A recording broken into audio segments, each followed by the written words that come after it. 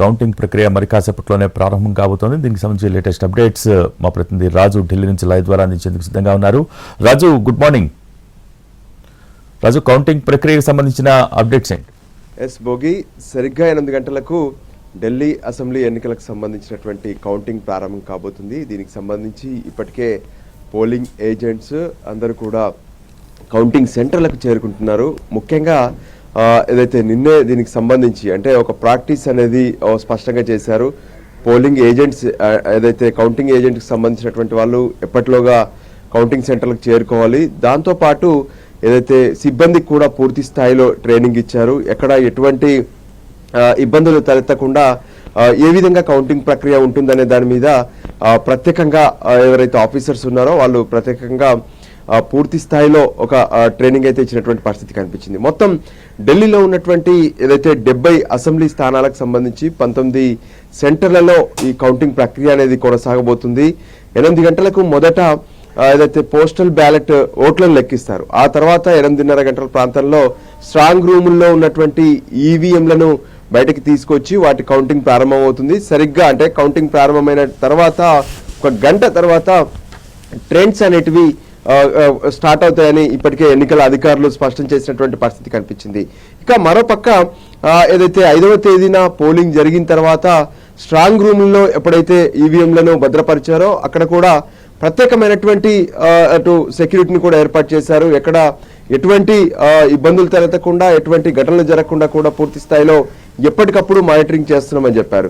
So ఇక ఈ రోజు ఫలితాలు కాబట్టి ఢిల్లీ అసెంబ్లీ ఎన్నికలకు సంబంధించి ప్రతి ఒక్కరూ కూడా ఉత్కంఠగా ఎదురు చూస్తున్నారు. ముఖ్యంగా దేశవ్యాప్తంగా ఉన్నటువంటి ప్రజలు, దేశవ్యాప్తంగా ఉన్నటువంటి రాజకీయ పార్టీలు కూడా ప్రత్యేకంగా ఢిల్లీ ఎన్నికల ఫలితాల కోసం ఉత్కంఠగా ఎదురు చూస్తున్నారు. ఎందుకంటే దేశ రాజధానిలో ఉన్నటువంటి ఈ ఫలితాలు ఎలా ఉండబోతున్నాయి. ఇప్పటికే ఆమ్ ఆద్మీ పార్టీకి సంబంధించి అధికార పార్టీగా ఉంది. సో అధికార పార్టీగా ఉన్నటువంటి ఆమ్ ఆద్మీ మళ్ళీ తన అధికారాన్ని నిలబెట్టుకుంటుందా, సొంతం చేసుకోగలుగుతుందా అనేది ఒకవైపు. ఇక కేంద్రంలో 3 సార్లు అధికారంలోకి వచ్చారు కానీ ఢిల్లీలో మాత్రం పీఠాన్ని దక్కించుకోలేకపోయినటువంటి బీజేపీ ఈసారి ఎలాగైనా సరే ఈ ఢిల్లీ పీఠాన్ని దక్కించుకోవాలనే ఆలోచనతో కనిపిస్తున్నారు. ఈ నేపథ్యంలో ఒకవైపు కాంగ్రెస్ సైతం ఏ విధంగానైతే ఢిల్లీ అభివృద్ధి అంతా తమతోనే సాధ్యమైంది, ఇక పైన అభివృద్ధి కావాలంటే తమతోనే సాధ్యమవుతుందంటూ పెద్ద ఎత్తున ప్రచారంలోకి వెళ్ళినటువంటి పరిస్థితి కనిపించింది. కాంగ్రెస్ కూడా పోటీ పడింది. అంటే త్రిముఖ పోటీలో ఎవరు గెలుపొందుతారు ఏంటి అనేది మాత్రం కొంత కీలకంగా కనిపించినప్పటికీ కూడా సర్వేలు మాత్రం ఎక్కువగా ఢిల్లీ పీఠాన్ని బీజేపీ కైవసం చేసుకోబోతుందనే విషయాన్ని స్పష్టం చేశాయి.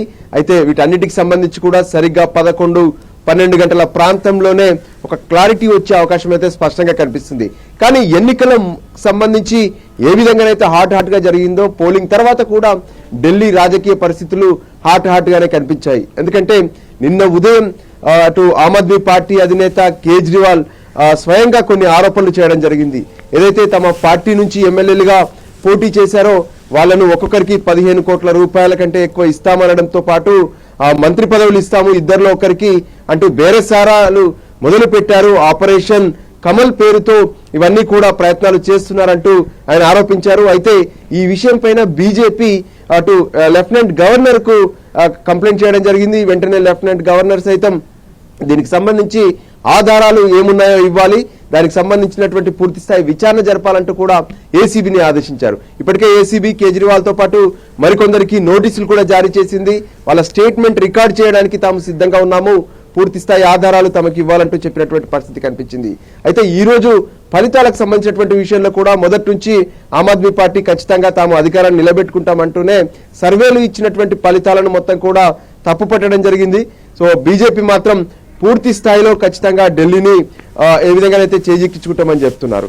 ఇక మరోవైపు ఢిల్లీ అసెంబ్లీ ఎన్నికలకు సంబంధించినటువంటి అంశాల్లో చాలా అంశాలు కొంత ఎజెండాగా మారినటువంటి పరిస్థితి కనిపించింది. మనం రెగ్యులర్ గా చూస్తూనే ఉన్నాము. ఢిల్లీ అంటే ఒక గ్యాస్ ఛాంబర్ గా మారిపోతుంది.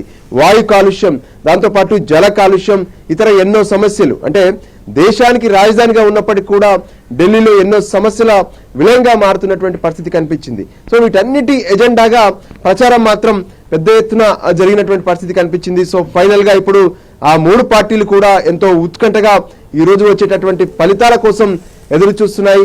ఓవరాల్ గా చూస్తే 60% పైగా ఏదైతే పోలింగ్ జరిగింది, సో దాని అంతటికి కూడా మొత్తానికి అంటే ఢిల్లీకి సంబంధించి ఇప్పటి వరకు ఎలా ఉండబోతున్నాయి ఫలితాలు ఏంటి అంటూ ప్రతి ఒక్కరు నిజానికి చెప్పాలంటే రాజకీయ పార్టీలే కాదు దేశవ్యాప్తంగా ఉన్నటువంటి ప్రజలందరూ కూడా కొంత ఆసక్తిగా ఎదురు చూస్తున్నటువంటి పరిస్థితి కనిపిస్తుంది.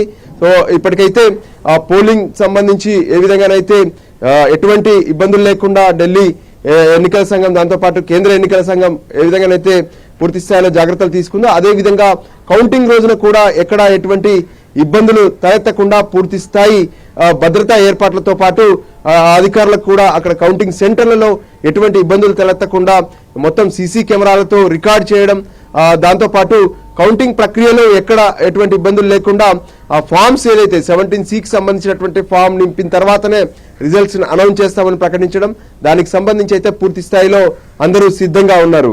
Bhogi. Okay, thank you Raju.